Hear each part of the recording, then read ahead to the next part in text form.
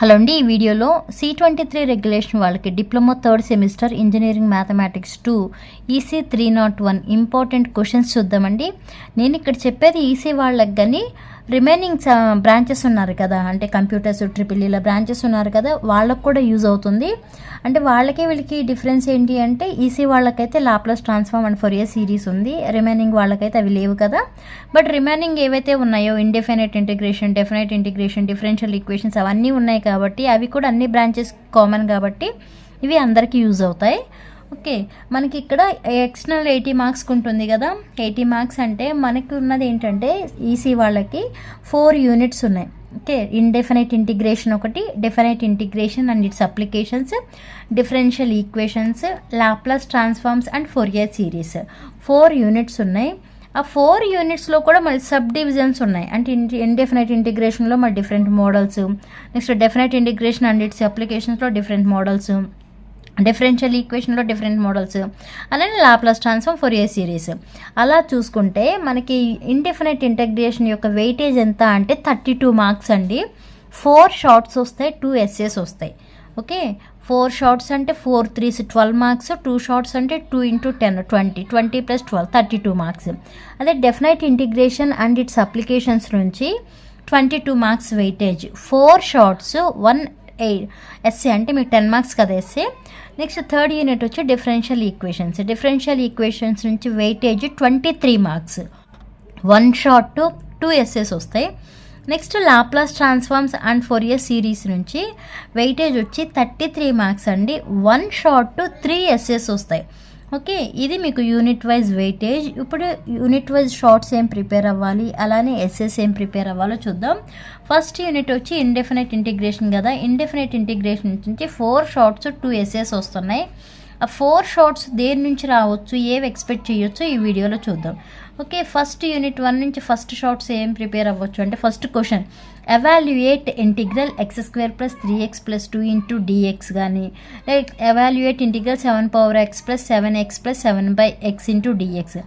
ఈ మోడల్ నుంచి ఒక ప్రాబ్లమ్ని ఎక్స్పెక్ట్ చేయొచ్చు. ఓకే, ఇక్కడ ఏమీ లేదు, ఇది ప్రాపర్టీస్ ఆఫ్ ఇంటిగ్రల్స్ ఉన్నాయి కదా. అంటే ఇంటిగ్రల్ f(x) × dx = అని మనకి ఏదైతే ఫంక్షన్ ఇచ్చారో ఆ ఫంక్షన్ రాసి f(x) ప్లేస్లో దానికి ఇంటిగ్రేషన్ అనేది ఇండివిజువల్గా అప్లై చేయడమే. అంటే ఫర్ ఎగ్జాంపుల్ x² ఉందనుకోండి, అంటే integral x² × dx plus integral 3x × dx plus integral 2 × dx. Same ఇలా. అంటే ఈ మోడల్లో ఒక క్వశ్చన్ కంపల్సరీ వస్తుంది 3 మార్క్స్కి. ఓకే, సెకండ్ షార్ట్ అంటే మొత్తం 4 షార్ట్స్ కదా. సెకండ్ షార్ట్ దేని నుంచి ఎక్స్పెక్ట్ చేయొచ్చు అంటే evaluate integral 2x - 3 ⁴ (8 × dx) integral sin of 3x - 5 × d. ఈ మోడల్లో ఒక క్వశ్చన్ ఎక్స్పెక్ట్ చేయొచ్చు. ఇది ఏ మోడల్ అంటే ఇంటిగ్రేషన్ బై సబ్స్టిట్యూషన్ మెథడ్. అంటే ఇక్కడ 2x - 3ని t అనుకుని దాన్ని డిఫరెన్షియేట్ చేస్తాము విత్ రెస్పెక్ట్ టు x చేస్తాం కదా, అలా చేసి సబ్స్టిట్యూట్ చేస్తాము. ఇక్కడ కూడా అంతే, 3x - 5ని మనం t అనుకుని దాన్ని ఇలా డిఫరెన్షియేట్ చేస్తాము. డిఫరెన్షియేట్ చేసి ఇక్కడ మనం సబ్స్టిట్యూట్ చేస్తాము. అందుకే దీన్ని ఏమంటామంటే ఇంటిగ్రేషన్ బై సబ్స్టిట్యూషన్ మెథడ్ అంటాం. ఈ మెథడ్ నుంచి ఒక క్వశ్చన్ వస్తుంది కంపల్సరీగా. Next evaluate integral √1 + cos 2x × dx కానీ, evaluate integral 1/1 - cos x × dx. ఇవేంటంటే ట్రిగ్నోమెట్రిక్ ఫంక్షన్స్. ఆ ట్రిగ్నోమెట్రిక్ ఫంక్షన్స్ నుంచి ఒక షార్ట్ వస్తుంది. Next evaluate log x/x × dx, evaluate integral sin 1x √1 - x² × dx. ఈ మోడల్లో ఒక క్వశ్చన్ వస్తుంది. ఇక్కడ కూడా అంతే, log xని t అనుకోవాలి. నెక్స్ట్ ఈ log xని డిఫరెన్షియేట్ చేయాలి విత్ రెస్పెక్ట్ టు x. అలానే ఇక్కడ కూడా అంతే, sin 1xని t అనుకుని డిఫరెన్షియేట్ చేయాలి. అలా ఇక్కడ రాసిన వాటిలో కంపల్సరీ ఈ మోడల్, నేను ఇక్కడ మోడల్ని బట్టి ఇచ్చానండి. ఈ మోడల్లో కంపల్సరీ ఒక క్వశ్చన్ ఉంటుంది, ఈ మోడల్ ఒక క్వశ్చన్ ఉంటుంది, ఈ మోడల్ ఒక క్వశ్చన్ ఉంటుంది, ఈ మోడల్. అలా ఈ 4 షార్ట్స్ అనేవి ఇక్కడ రాసిన క్వశ్చన్. అంటే నేను ఎగ్జాంపుల్స్ ఈ క్వశ్చన్ రాశాను, మీరు ఎక్కువ కాన్సన్ట్రేట్ చేయాల్సింది ప్రాపర్టీస్ ఆఫ్ ట్రయాంగిల్స్ మీద ఒక క్వశ్చన్ ఉంటుంది అని, next integration by substitution method మీద ఒక క్వశ్చన్ ఉంటుందని, ట్రిగ్నోమెట్రిక్ ఫంక్షన్స్ మీద ఒక క్వశ్చన్ ఉంటుందని, అది మీకు అర్థం అవ్వాల్సింది అది. ఓకే, యూనిట్ 1కి వచ్చేప్పటికి షార్ట్స్ ఈ మోడల్స్ చూసుకోండి. ఎస్ఎస్ ఏం ప్రిపేర్ అవ్వాలి అంటే 2 ఎస్ఎస్ వస్తాయని చెప్పాము కదా.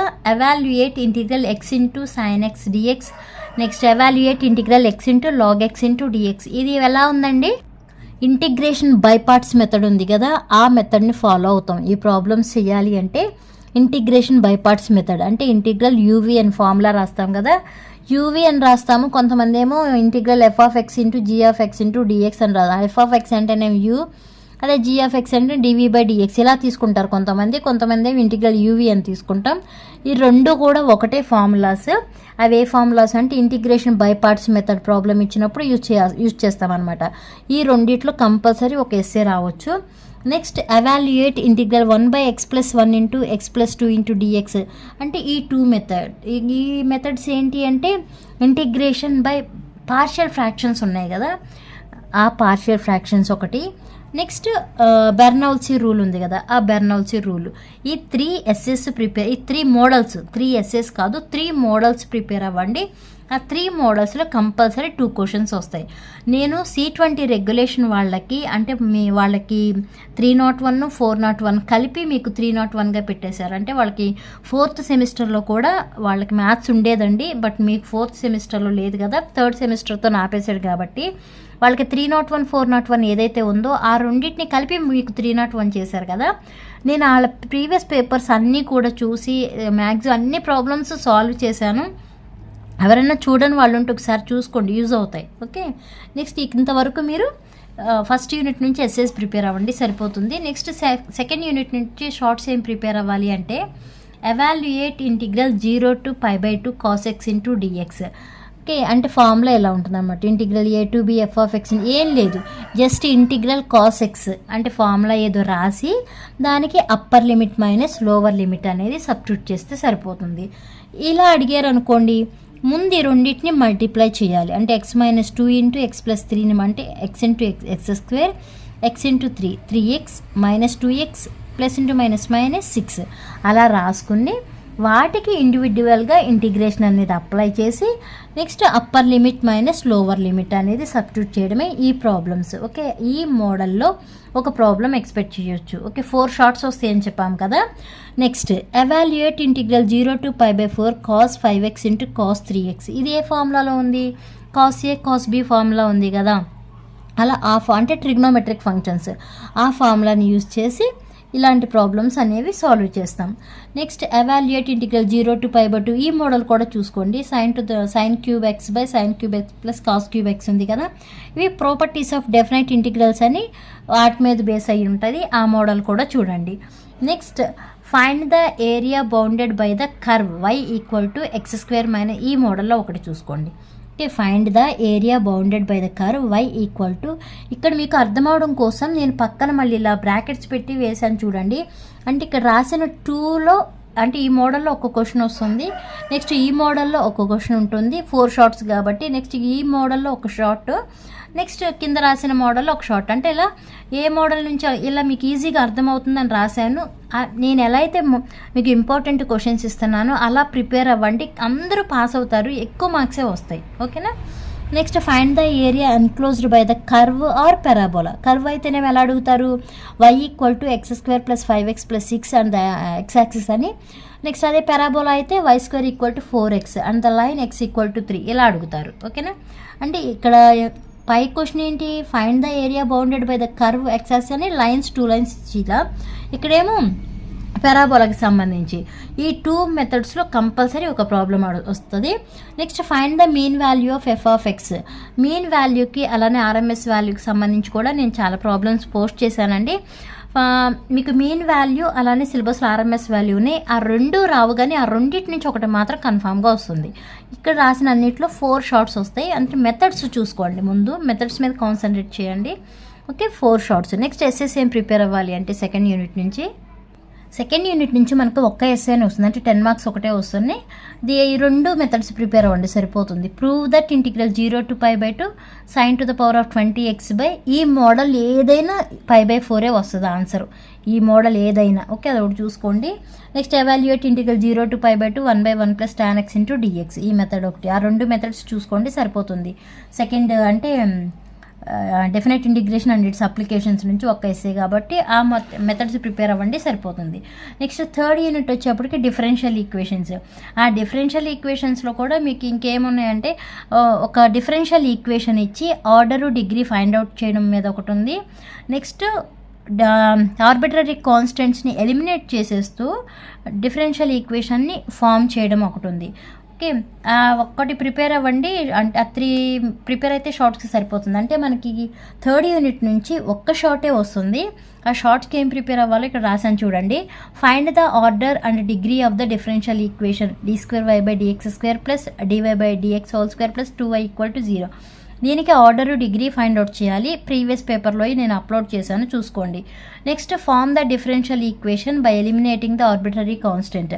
ఇచ్చిన ఈక్వేషన్లో మనకి ఇచ్చింది ఈక్వేషన్ ఏంటి? y = a × e⁻²x plus b × e⁻−2x ఇచ్చారు కదా. ఈ మోడలే కాదు, ఇంక వీటిలో 2-3 మోడల్స్ ఉన్నాయండి ప్రాబ్లమ్స్, అవి కూడా పోస్ట్ చేశాను. ఇక్కడ మనకి ఏబి అనే ఆర్బిటరీ కాన్స్టెంట్స్ని ఎలిమినేట్ చేసేసి డిఫరెన్షియల్ ఈక్వేషన్ అనేది ఫామ్ చేయాలి. డిఫరెన్షియల్ ఈక్వేషన్ ఫామ్ చేయడం అంటే ఏంటి? ఇక్కడ రాసాను చూసారా, అంటే మనకు వచ్చిన ఆన్సర్ ఫైనల్గా ఈక్వేషన్ అనేది ఇన్ టర్మ్స్ ఆఫ్ ఇలా ఉండాలి అని. ఓకే, నెక్స్ట్ సాల్వ్ dy/dx = ఈ మెథడ్ కూడా చూసుకోండి. dy/dx = 1+y² 1+x². ఈ మెథడ్స్ కూడా చూసుకోండి. ఈ 3లో కంపల్సరీ ఒక క్వశ్చన్ ఉంటుంది. ఓకే, నెక్స్ట్ ఎస్ఎస్ ఏం ప్రిపేర్ అవ్వాలంటే ఎస్ఎస్ వచ్చేప్పటికి 2 ఎస్ఎస్ వస్తాయండి థర్డ్ యూనిట్ నుంచి. అంటే డిఫరెన్షియల్ ఈక్వేషన్స్ నుంచి 2 ఎస్ఎస్ వస్తాయి. ఆ 2 ఎస్ఎస్ ఏం ప్రిపేర్ అవ్వాలి అంటే find the integrating factor of differential equation. అంటే డిఫరెన్షియల్ ఈక్వేషన్ ఇచ్చి ఇంటిగ్రేటింగ్ ఫ్యాక్టర్ అనేది ఫైండ్ అవుట్ చేయాలి. అండ్ ఫస్ట్ ఏం చేయాలి? ఇప్పుడు మనకి ఇది కాదు ఇచ్చిన ఈక్వేషన్, ఇది ప్రాబ్లం అనేది. ఇది dy/dx ప్లస్ 2y/x = 1/x². ఇది ప్రాబ్లం. ఇప్పుడు మనం ఏంటి దీంతో కంపేర్ చేయాలి. ఓకే, అంటే dy/dx ప్లస్ ఇక్కడ p(x) × y = q(x). ఇప్పుడు p(x) ప్లేస్లో ఏముంది? 2/x ఉంది కదా, ఇంటూ y. అలానే q(x) ప్లేస్లో ఏముంది? 1/x² ఉంది. ఇలా కంపేర్ చేసుకుని తర్వాత ఇంటిగ్రేటింగ్ ఫ్యాక్టర్ అనేది ఫైండ్ అవుట్ చేయాలి. ఇంటిగ్రేటింగ్ ఫ్యాక్టర్ ఫైండ్ అవుట్ చేయడం అంటే ఫార్ములా ఏంటి? Integral e⁻p(x) × dx. ఇక్కడ p(x) ఏమవుతుంది? 2/x అవుతుంది కదా p(x). ఇక్కడ 2/x వేసి దాన్ని బట్టి ఇంటిగ్రేషన్ చేస్తే సరిపోతుంది. అదొక మెథడ్. నెక్స్ట్ ఇలా అడిగినప్పుడు ఏం చేయాలి అంటే సాల్వ్ dy/dx ప్లస్ y/x = 1. ఇది వేరే మెథడ్. ఈ మెథడ్ అడిగినప్పుడు ఏం చేయాలి అంటే ఇంటిగ్రేటింగ్ ఫ్యాక్టర్ ఫైండ్ అవుట్ చేసిన తర్వాత దానికి సంబంధించి జనరల్ సొల్యూషన్ కూడా ఫైండ్ అవుట్ చేయాలి. ఓకే, ఇంటిగ్రేటింగ్ ఫ్యాక్టర్ అంటే ఆల్రెడీ మనకు పైన రాశాను కదా formula f = integral e⁻p(x) × dx. ఇది ఫైండ్ అవుట్ చేసి మళ్ళీ next general solution is y into integrating factor integrating factor into q(x) × dx. Okay, ఇదొక మెథడ్. ఈ మెథడ్లో ఓన్లీ ఈ ఈక్వేషన్తో కంపేర్ చేసి ఇంటిగ్రేటింగ్ ఫ్యాక్టర్ అంటే ఈ ఫార్ములా వేస్తే సరిపోతుంది. ఫార్ములా వేసి ఇంటిగ్రేషన్ అప్లై చేస్తే సరిపోతుంది. బట్ ఇలా అడిగితే ప్రాబ్లం అనేది ఇలా కంపేర్ చేసుకోవాలి. Next integrating factor find out చేయాలి. నెక్స్ట్ జనరల్ సొల్యూషన్ ఈజ్ అని ఇక్కడ రాసాను చూసారా, ఆ ఫామ్లో కూడా వేసి దానికి రిలేటెడ్ సింప్లిఫికేషన్ ఏది ఉందో ఆ సింప్లిఫికేషన్ కూడా చేస్తే ఈ ప్రాబ్లం అనేది కంప్లీట్ అవుతుంది. Next method solve d² - 6d + 9 of y = 0 where d = d/dx. ఇవేంటి? Second order homogeneous differential equations. దీనికి సంబంధించి ఒక 3 మోడల్స్ ఉన్నాయి. 3 మోడల్స్ ప్రాబ్లమ్స్ కూడా నేను పోస్ట్ చేశాను. ఈజీగా కూడా ఉన్నాయి. ఓకే, అంటే మీరు వదలాల్సిన అవసరమే లేదు, అంత ఈజీగా ఉన్నాయి. ఎవరికైనా అర్థం కాని వాళ్ళు ఉంటే ఒకసారి చూసుకోండి, ఈజీగానే అర్థమవుతుంది. ఓకే, ఈ 3 మెథడ్స్ ప్రిపేర్ అయితే కంపల్సరీ ఈ 3 ప్రాబ్లమ్స్ ప్రిపేర్ అయితే ఎగ్జాక్ట్ ఈ ప్రాబ్లమ్సే కాదండి, ఈ మోడల్ ప్రిపేర్ అయితే ఓకేనా. అంటే ఇక్కడ రాశారు ఇవే అంటే ఎగ్జాక్ట్ కాదు, ఈ మోడల్స్ ప్రిపేర్ అయితే కంపల్సరీ 2 ఎస్ఏస్ ఉంటాయి ఈ ప్రాబ్లమ్స్. ఓకే, ఈ మోడల్స్లో కంపల్సరీ 2 క్వశ్చన్స్ ఉంటాయి థర్డ్ యూనిట్ నుంచి. నెక్స్ట్ యూనిట్ వచ్చేప్పటికి Laplace transforms and Fourier series. Weightage 33 marks అండి. అంటే ఒక్క షార్టే వస్తుందిలే కానీ ఎస్ఏస్ వచ్చి 3 ఎస్ఏస్ వస్తాయి. షార్ట్స్ ఏం ప్రిపేర్ అవ్వాలి అంటే లాప్లాస్ ట్రాన్స్ఫార్మ్ ఆఫ్ f(t) అంటే ఏం లేదు, షార్ట్స్ ఒక్క షార్టే వస్తుంది కాబట్టి ఆ షార్ట్ కూడా మ్యాక్సిమం లాప్లాస్ ట్రాన్స్ఫార్మ్ మీదే ఉండొచ్చు. కానీ మనకి ఫోరియర్ సిరీస్ ఉంది కాబట్టి మీకు ప్రీవియస్ పేపర్లు మిస్ 20 రెగ్యులేషన్ వాళ్ళకి చూసుకుంటే ఇవి ఇలా అడిగారు. Write the formula for bn in the Fourier series expansion. FSC అంటే Fourier series expansion. F of x equal to x square in the interval -π, ఇలా అడిగారు మీ సీనియర్స్కి. ఓకే, మీకు ఒక్క షాట్ అడుగుతున్నారు కాబట్టి మ్యాక్సిమం నేను లాప్లాస్ ట్రాన్స్ఫార్మ్ మీద అడుగుతారు అనుకుంటున్నాను. బట్ ఇది కూడా ప్రిపేర్ అవ్వండి. ఓకే, ఇలా Fourier series F of x equal to x square నుంచి ఫోరియర్ సిరీస్ ఎక్స్పాన్షన్ అనేది రాయాలి అని. ఒక షార్టే కాబట్టి ఆ 2 మెథడ్స్లో ప్రిపేర్ అవ్వండి, సరిపోతుంది. బట్ ఎస్ఏస్కి వచ్చేప్పటికి మీకు 3 ఎస్ఏస్ వస్తాయి. ఆ 3 ఎస్ఏస్లో లాప్లాస్ ట్రాన్స్ఫార్ము అలానే ఫోరియర్ సిరీస్ 2 కూడా కాన్సన్ట్రేట్ చేయండి. రెండిట్లో అడగొచ్చు. ఓకే, లాప్లాస్ ట్రాన్స్ఫార్మ్ మీద ఉంటుంది కంపల్సరీ క్వశ్చన్, ఫోరియర్ సిరీస్ మీద ఉంటుంది. బట్ దేని మీద ఎక్కువ ఉండొచ్చు అంటే నేను అనుకోవడం ఫోరియర్ సిరీస్ మీద 2 ఎస్ఏస్ వస్తాయి అనుకుంటున్నాను. ఎలా ఉంటుందంటే ప్రాబ్లం అనేది evaluate Laplace transform of cos AT - cos BT by T అని. ఓకే, నెక్స్ట్ ఏంటి, find the Fourier series expansion of f of x equal to x plus x square in the interval -π, ఇలా Fourier series expansion మీద అలానే Laplace transform మీద కొంచెం ఎక్కువ problems చూసుకోండి. ఎందుకంటే 3 ఎస్ఏస్ వస్తాయి కాబట్టి మీరు పర్ఫెక్ట్గా ప్రిపేర్ అయితే అసలు అక్కడే ఆల్మోస్ట్ పాస్ మార్క్ వచ్చేస్తుంది. ఓకే, అర్థమైందా?